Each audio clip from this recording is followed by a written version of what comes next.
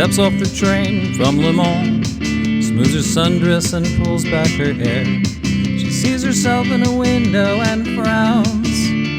No more patisserie, she vows. Hails a taxi, excuses her French, says bonjour, cher monsieur, s'il vous plaît.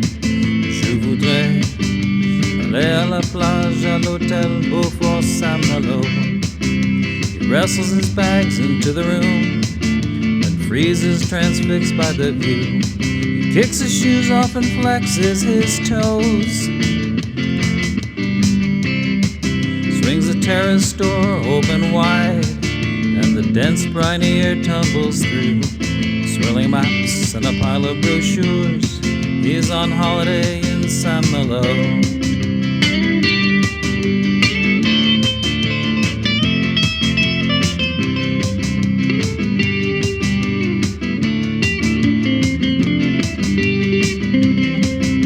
The crossing from Portsmouth was smooth, playful moon tagged along.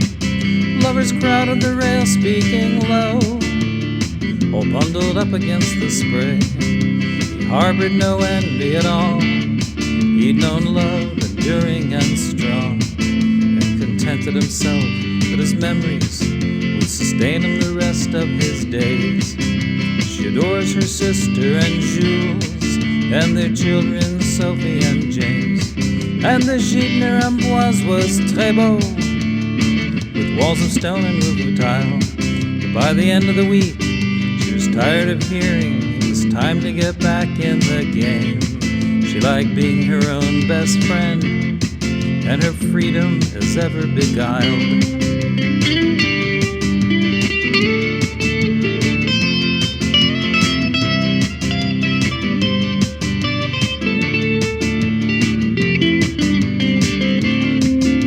The languid sun starts its climb through the mist. The fort shimmers gold.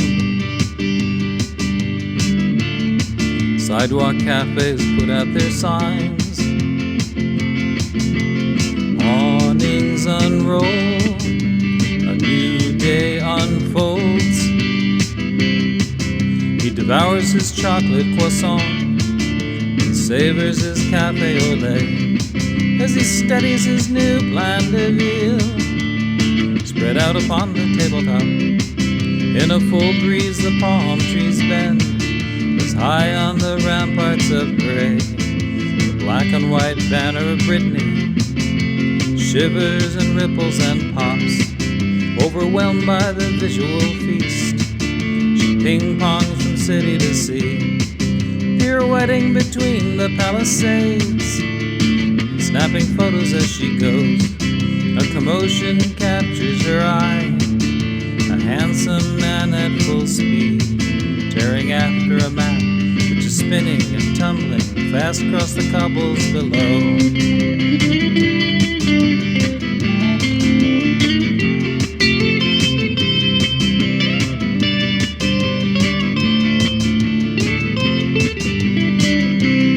Alfred Hitchcock stands, hands on hips, ignoring his two feathered friends. He's gazing out on the beach at dinner. The scent of waffles fills the air. She loses herself in the famous names on the curve of Cabanas, and then, in a panic, runs for the ferry as it's pulling away from the pier. He strolls along the promenade, ogling hotels and stately chateaux. Soon he's rounded the Pointe de Moulinet, when by hunger he's waylaid. He grabs a sandwich and coca to go, and finds a bench in the sun on the boat, as he watches a nice-looking woman sprinting headlong down to the quay.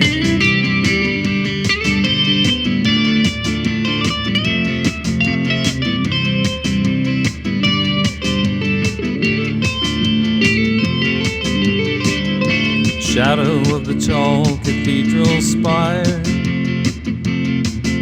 sweeps the giant sundial across La Ville, stretches, fades as the sun retires. Evening wedding bells peal as cormorants wheel. He doesn't like dining alone, 'cause he never knows where he should look, and perusing his phone feels inane. He would eat in his room, but the buttery glow of a boulangerie had him hooked. So he's sipping a beer as he's tucking into a quiche and a big creme brulee. On the other side of the street, at a bistro pulsing with jazz, she studies the menu agog. On one of everything she smiles, she finally chooses the duck cassoulet with bread and a glass of Shiraz. Sits back, getting lost in the stars, and tapping her toes on the tiles.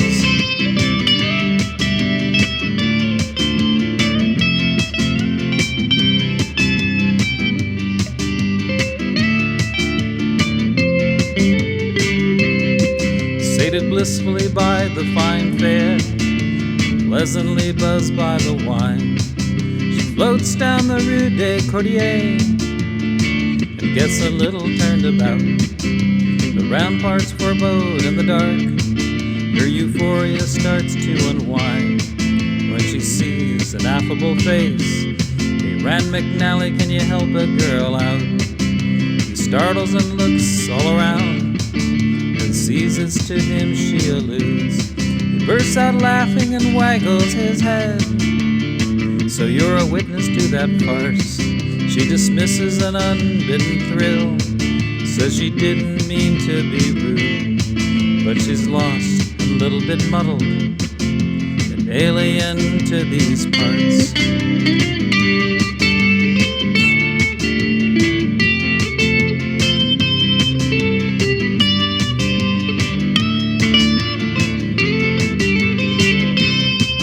He asks, are you staying in town?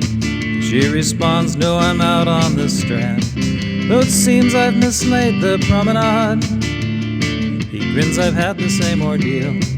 If you walk through that portal and turn to the left, you'll be on your way home then offhand. He inquires, would you like some company, at least till you're more even-keeled?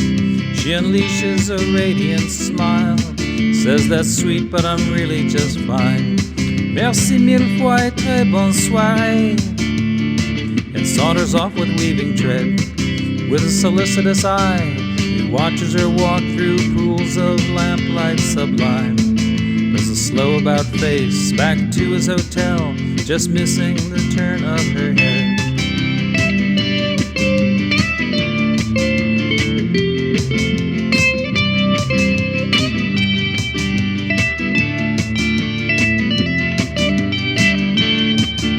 Storm rolls in overnight, ceaseless drumming on roofs of slate. At daybreak, the cobbles glisten bright as steam levitates and seagulls berate. It's a good day for being inside, thinks as a squall breaks through town, for learning of history and art. He loves museums worldwide. A kilometer away, she stretches and gazes at raindrops zigzagging down the glass. As she muses, it's a good day for being inside. A solid or tower intrigues, it's a castle keep minus the fort. She likes quirky and he loves the sea. He learns of sailing round Cape Horn. On a narrow stair they cross paths, from face to face and stop short. And they smile and they laugh, and suddenly it seems very warm.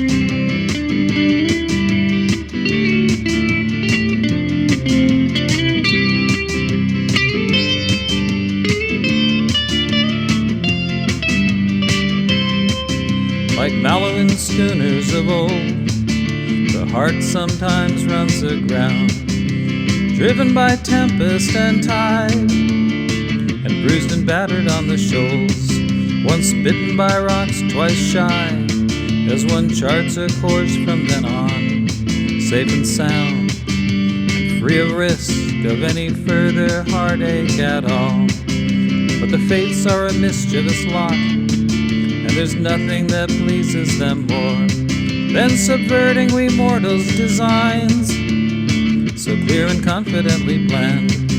Take two travelers contentedly alone, and the fates are inspired to ensure a detour to each other's arms, and love's pleasures and pain once again.